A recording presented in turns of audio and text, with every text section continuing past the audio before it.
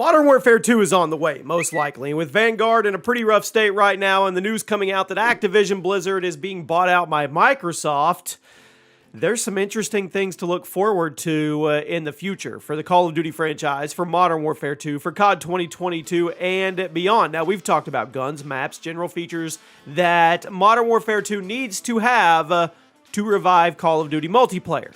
Today, I want to go a little deeper. Welcome to the channel, everybody. Jimmy or Chaos. I want to go over some things you may not have thought about Modern Warfare 2 that it needs in order not to be a failure.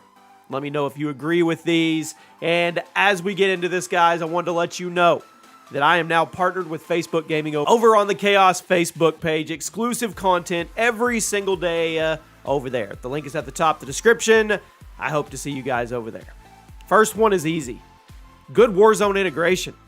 Now, Warzone is the main focus of Call of Duty right now. We know that. It shouldn't be a shocker to anybody. The massive scale, the free-to-play business model, the abundance of content for a free game, it's drawn people in.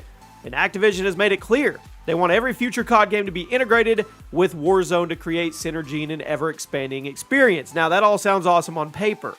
But after Cold War and Vanguard integrations both, well, caused some issues, it's not in the greatest spot. The challenge is rarely tracked right. The handling was often all out of whack. The damage was sometimes completely off moving from multiplayer to Warzone, and that's not even touching on all the issues with the new map. Warzone integration is an awesome idea, but it's yet to really work properly on launch day. So if MW2 wants to be successful with a double launch with Warzone, the integration needs to be perfect. No OP guns, no bug challenges, a new map that fits the theme of the new game, and works properly. At number 9.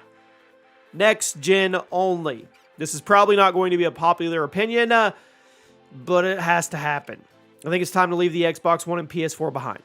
With how advanced modern graphics tech is now and how outdated those consoles are, developing new games for both the old gen and new gen is just causing problems. When a game is made to run on both generations of hardware, it adds more stress on the developers because they need to make a game on the next-gen hardware that looks super nice and takes advantage of all the power, but they also have to make a dumbed-down version of that game that functions on old hardware. Let's be real. The old hardware really has been struggling with the last few COD games. I mean, even go back to COD World War II. The Xbox One and PS4 were having trouble. They couldn't process all the detail, and the past-gen versions of COD Vanguard, don't even get me started. I really think Modern Warfare 2 needs to be next-gen only, so Infinity Ward can put all their focus on the PS5, the Xbox Series X, and the PC versions of the game. At number 8, good hit detection. Now, with a game like COD, hit detection is important, very important. The time to kill is pretty quick, and there's a lot of special damage multipliers on the enemy's body, so hitting your shots and being consistent will win you the day. But it's really hard to be consistent when the hit detection is iffy. Some Call of Duty games have some amazing hit detection. Black Ops 2, the original Modern Warfare 2, but then there's other games like Black Ops 4 and Modern Warfare 2019. It was all over the place. Sometimes you shoot right through somebody's pipe without hitting them. Sometimes you'd hit someone in the head and wouldn't count as a headshot. Sometimes you'd shoot somebody when they were behind a corner. The list goes on. The hit detection in older COD games is part of it's what made them feel smooth and responsive. But the new engine seems to be struggling in this regard. Modern Warfare 2 needs to have top-tier hit detection, especially if the time to kill is going to be as fast as the last Modern Warfare game. At number 7, good netcode. Crappy gunfights are usually the result of one of two things: bad hit detection or bad netcode. Now, unfortunately, Call of Duty's netcode has been a popular conversation topic the last few years, and not for a good reason. The netcode in recent Call of Duty titles has been subpar at best, and the game that's this fast-paced, it leads to problems. Rubber banding, getting shot around corners, getting shot by people who aren't looking at you, players seemingly being totally out of sync with the other players in the lobby. These are all results of poor netcode. In the last few COD games, it's been rough. Now, without good netcode, a COD multiplayer just will not feel smooth. It will not feel responsive, and that's what COD is supposed to be about. We need an overall. At number 6. The Pick 10. The Gunsmith was a fun experiment, but I think it's time to bring back the Pick 10. It was introduced in Black Ops 2, became a staple of the series because of how much customization it gave you in the Create a Class menu. You could sacrifice a secondary weapon if you wanted more perks. You could sacrifice attachments for more equipment. You could even go into battle with nothing but a combat knife and 6 perks. But ever since Modern Warfare 2019, the Pick 10 system has been put on the shelf. I don't get it. I guess it was scrapped to make room for the Gunsmith system, but I don't know if that trade was worth it anymore. After 3 years of the Gunsmith, I say we go back to the Pick 10. Will that cause some weird problems with the Warzone integration? Yes. Well, maybe. but I think it will make the multiplayer way better, and if Activision wants to revive that part of COD, that's how you do it. At number 5, all dedicated servers. We've been hearing a lot about dedicated servers over the last few years now, but let me tell you something. Call of Duty does not run on fully dedicated servers, as you probably know. It ran on peer-to-peer connection back in the Xbox 360 days and at the beginning of the PS4 era.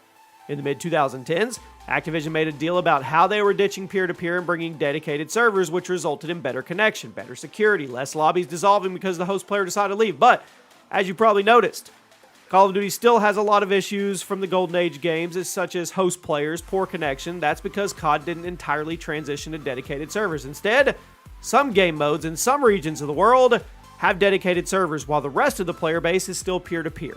Look, I know we can't have dedicated servers for absolutely everything, but why is it so pick and choose? Why can't we literally have a filter for whether or not we want to play peer-to-peer? If Activision wants to stick with dedicated servers, I think it needs to be integrated better. At number 4, a higher tick rate.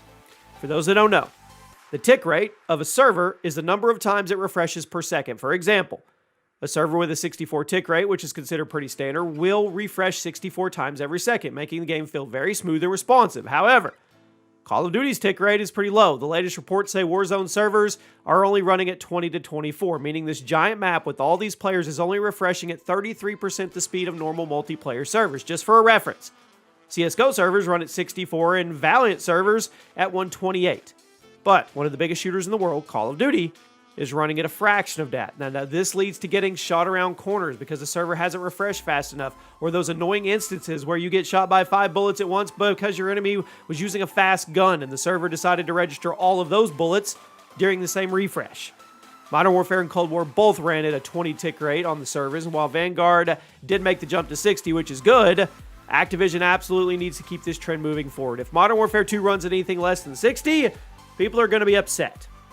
At number 3, full character customization. I've mentioned this a few times. I know people really like the operator system in Modern Warfare, but I think it's time to bring back a full character customizer. Back in Advanced Warfare, we had one of the most expansive character creators I've ever seen in a first-person shooter. I really don't know why they went away. Black Ops 3, Infinite Warfare, COD World War II, they were okay. I mean, you were just unlocking outfits or helmets as opposed to little individual costume pieces like an AW. I like the operator system. But why not make things more customizable? Why not have operators and a custom character creator? And then you can unlock a whole bunch of custom outfit pieces as you progress, or buy operator skins. It's kind of like how the Lego games used to work. I mean, I know it's a weird comparison, but you can't tell me it wouldn't be awesome. Full character customization is a great way to engage the players, and I think it would get a lot of people invested in a new COD game. Realism mode.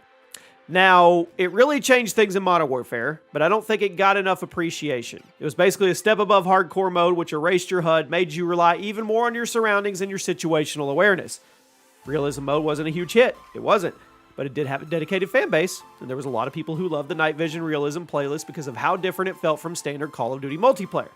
Modern Warfare 2, obviously going to bring us back into that 2019 universe, so why not bring back realism mode and take things up another notch? Put some more care into it, make it even more of a focus for those who wanted to put a lot of hours into it. And finally, classic Spec Ops and survival. Come on. I mean, it might be a cop-out pick for number 1, but I really think classic Spec Ops needs to come back. 2019 Spec Ops was a disaster at launch, and even after it was fixed, it was nothing like the Spec Ops of the classic Modern Warfare 2 or 3. Back in the old days, Spec Ops was an arcade mode where you could go through a bunch of levels with friends and try to complete it as fast as possible while getting that 3-star rank. Now, Spec Ops is basically a giant large-scale PvE mode, and while there may be some people who like it, most of the community felt alienated, especially the zombies players. Modern Warfare 2019 didn't have zombies, and Modern Warfare 2 likely won't have them either, so you have to give these people something to do. Classic Spec Ops and survival mode would hold a lot of people over and provide a ton of extra value to a game where the new school Spec Ops and survival modes are just not keeping people happy. Bring back Classic. And there you have it. Those are things that need to happen to make this Call of Duty a success. Let me know if you agree or disagree, and I'll see you soon.